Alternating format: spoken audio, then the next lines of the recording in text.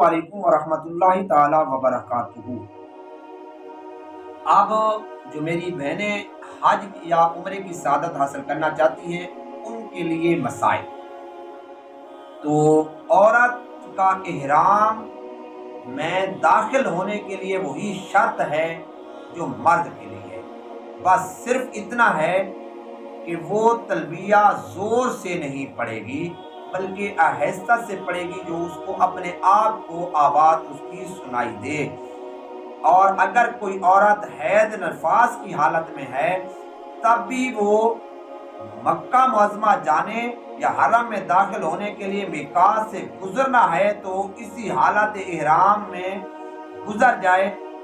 लेकिन शर्त उसके लिए ये है कि वो पाक होने तक मस्जिद में दाखिल नहीं हो सकेगी। जब वो पाक हो जाएगी तो तब वो मस्जिद में दाखिल होगी, उसके साथ तवाफ व साई कर लेगी, इससे पहले नहीं। तब तक वो इंतज़ार करेगी। अल्लाह अमल की तौफीक अता फरमाए।